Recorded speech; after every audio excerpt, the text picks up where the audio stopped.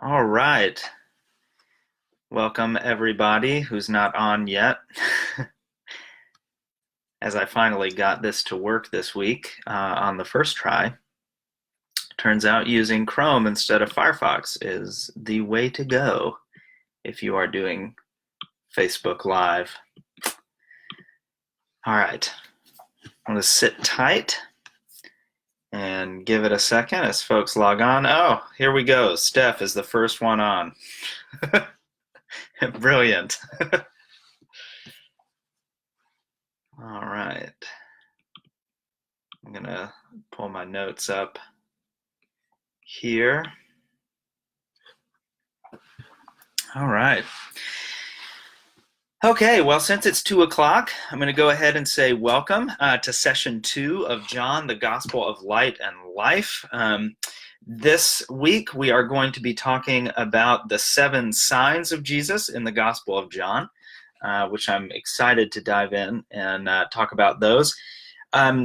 Last week, I talked about how I would also be making my notes available for each of these sessions and posting them in the comments, but Facebook was not allowing me to post files in the comments. And so anyway, so this week what I'm doing is right after we get done with this, I'm going to post a link to my own personal website where I have set up a page with each week where you can just click on the week and it'll automatically download a PDF of the class notes for each session. So you can look at those. It's in an outline format, but the outline is pretty extensive and in some cases actually has way more text and information than I actually am going to be able to get to in today's session. So I would really encourage y'all to go on and download those. You can go a little bit deeper as you continue to read through the Gospel of John. And it also includes in the last section of each of those outlines a few questions for reflection. Okay, so anyway, like I said, I'm going to make those available to you on my personal website, and then I'll post the link in the comments to this.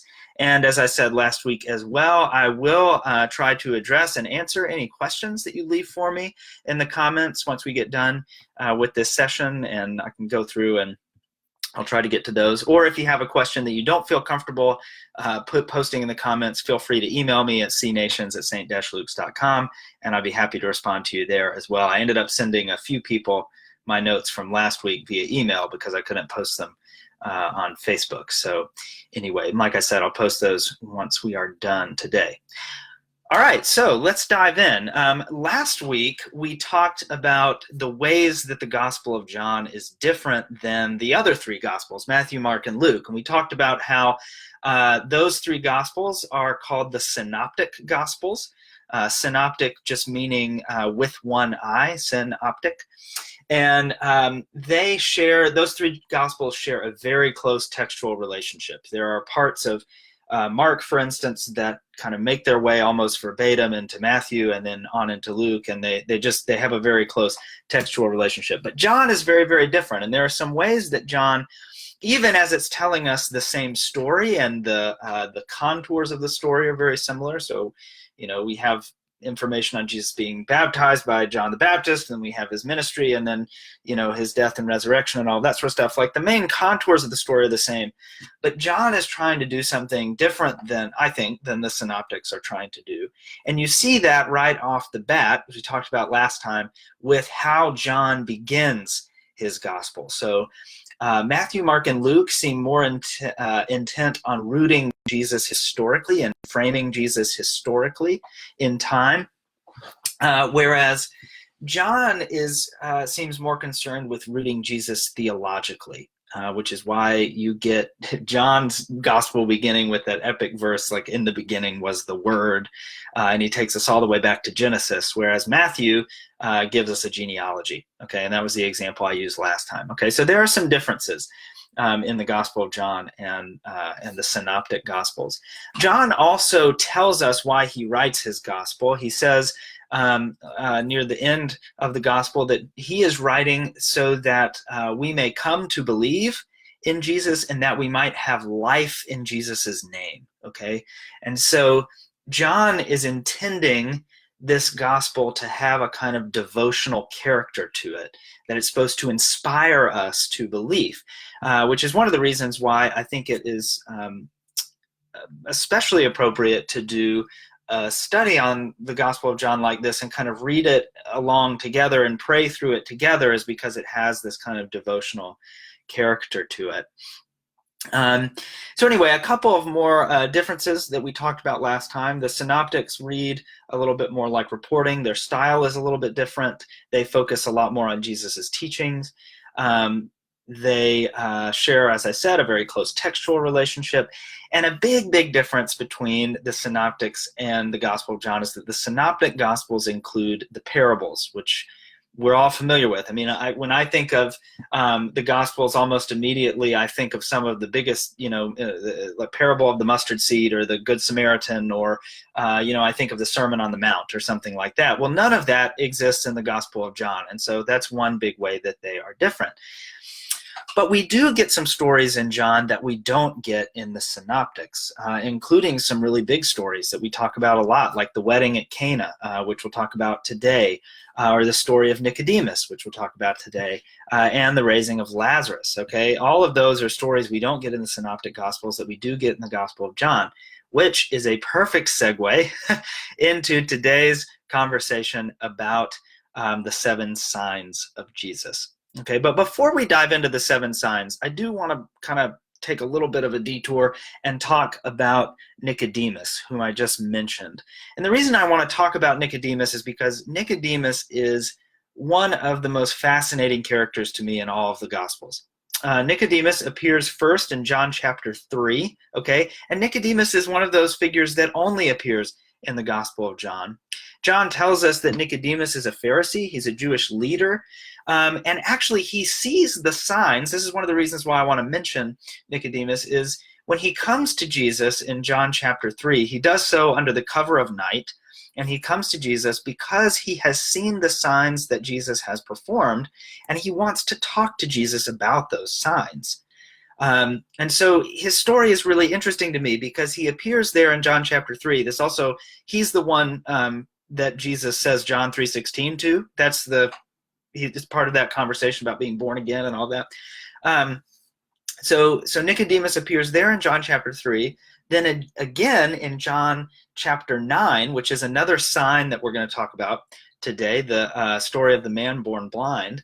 And then, most interestingly, I think, he appears in John chapter 19, where he is with Joseph of Arimathea, and they are going to actually anoint Jesus's body for burial.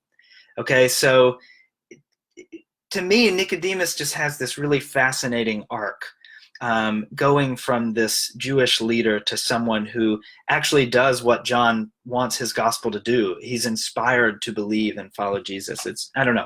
So read about Nicodemus, think about Nicodemus. The arc of his story is, it's really lovely, and it demonstrates those 2 themes we talked about last time, light and life, because Nicodemus takes us from a movement from darkness and into light because he comes to Jesus under the cover of night, right? And then he goes from unbelief to belief and having life in Jesus' name. So there's this arc to it. I love Nicodemus. So let's talk about the 7 signs in the gospel. This is what Nicodemus came to Jesus to talk about, with some of these signs that he was seeing Jesus perform. Now, as I said last week, one of the distinctives of John is that John is very intentionally composed. And so John includes 7 signs. John also includes in his gospel 7 I am sayings, where Jesus says, I am insert thing, like I am the bread of life. I'm the good shepherd. We're going to talk about those next week. So next week's the 7 I am sayings. Now, with the 7 I am sayings, those are pretty definite because Jesus is saying them. I am this, I am this, I am this. And so you can just count them and figure it out. Scholars disagree a little bit about the 7 signs. Most scholars agree on the list I'm about to give you, and this list is in my notes as well. So we're going to run through them really quickly. But there's some debate. Okay, so the 7 signs are this. Jesus changing water into wine at the wedding at Cana in John chapter 2. Jesus healing the royal official's son in John chapter 4. Jesus healing the paralytic at Bethesda in John chapter 5, Jesus feeding the multitudes in John chapter 6, Jesus walking on water in John chapter 6, Jesus healing the man born blind in John chapter 9, and the raising of Lazarus in John chapter 11. Okay, those are the 7 things. Now, some scholars combine the feeding of the multitude with Jesus walking on water because they're part of the same little scene, basically. And then they say that the 7th sign is Jesus' crucifixion and resurrection appearance to Thomas, okay, doubting Thomas, remember? Some scholars will also argue that the cleansing of the temple in John chapter 2 is the 2nd sign because John uses the word sign to describe it. So I think a case could be made for that. But anyway, scholars disagree is basically an evergreen tweet for anything that you find in the scriptures. Scholars, this is how they make their living, right? To disagree. But basically, those are the 7 signs. So the signs are interesting to me because, as I mentioned before, one of the differences in the Gospel of John is we don't really get any parables in the Gospel of John. But we do have these signs, and I think the signs in the Gospel of John I almost don't want to say take the place of the parables, but they operate similarly. And here's what I mean by that. So John is careful to use the word sign instead of miracle, because all of these things that Jesus is doing, other gospels may call miracles, but John calls them signs. And I think John calls them signs because he intends for them to point beyond themselves to something deeper, okay? He wants you to see and read beyond what's just there on the page. And so these are not just miraculous wonders or something. These are signs that point to the deeper reality of the kingdom of heaven. And this is kind of how parables are supposed to work, right? Like parables are, they invite exploration.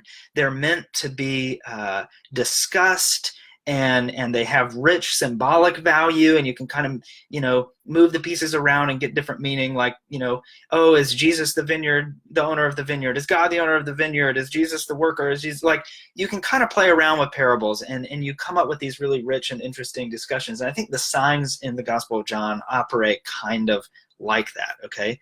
And so let's talk very briefly here about what that looks like in practice by looking at the wedding of Cana. Okay, so the wedding of Cana in John 2, like I said, this is a story that's distinct to the Gospel of John. We don't get it in the Synoptic Gospels. And it's Jesus's first miracle. It's his first sign. And so he's at this wedding with his mom, Mary, and they run out of wine. Okay, and so Mary says to Jesus, look, you need to take care of this.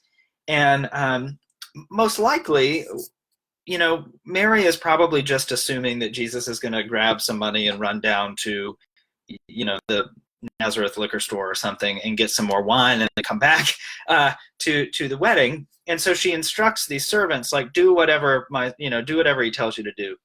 So then Jesus goes, and there's these big stone jars used for ritual purification, John tells us.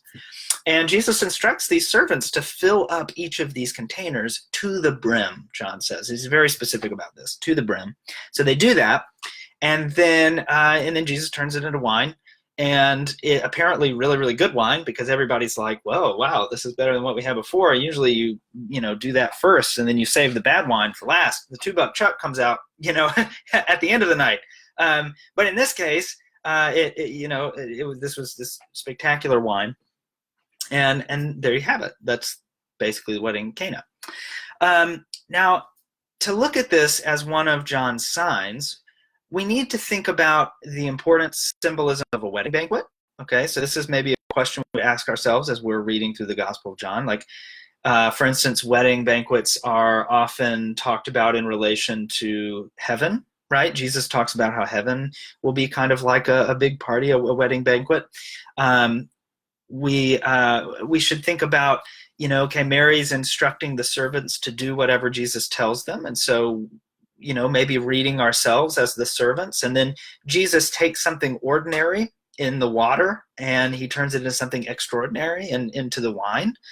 And so in addition to there just being some obvious sacramental imagery there, there's also this kind of like little symbolic lesson of when we do what Jesus instructs us to do, our own lives become extraordinary. The ordinary becomes extraordinary. We're able to do more than we could ever ask or imagine. We also have to think about that John is specific in his language, right? And he talks about how these were jars used for Jewish rites of purification.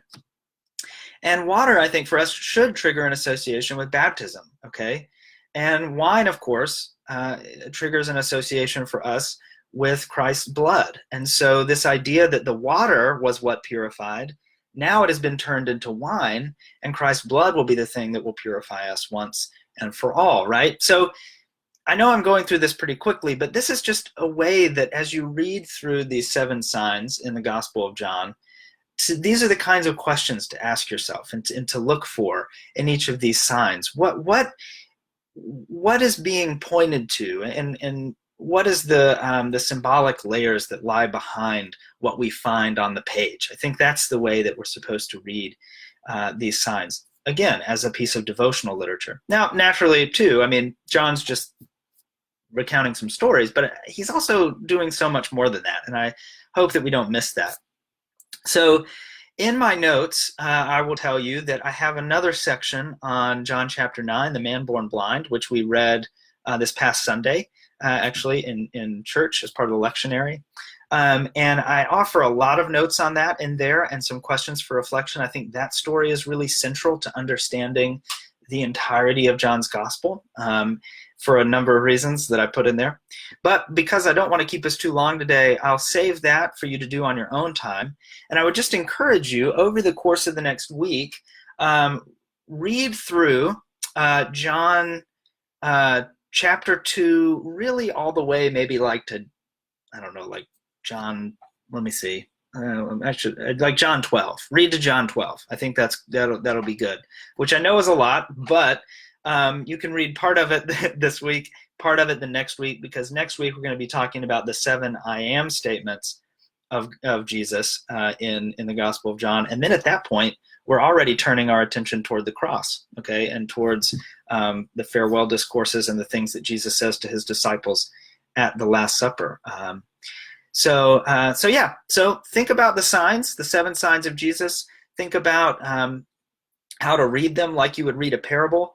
Explore them, pray through them, think about what Jesus is trying to teach us and show us through each of these signs. And then next week, we'll talk about the I am statements of Jesus and what those tell us about God and the nature of God and who Jesus is.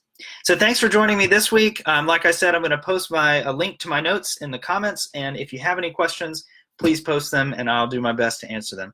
Thanks so much. Feel free to share this. It'll be posted, continue to be posted here, and will be posted on the parish's Vimeo page. I appreciate all of you, and hope y'all have a good and blessed day. Thanks.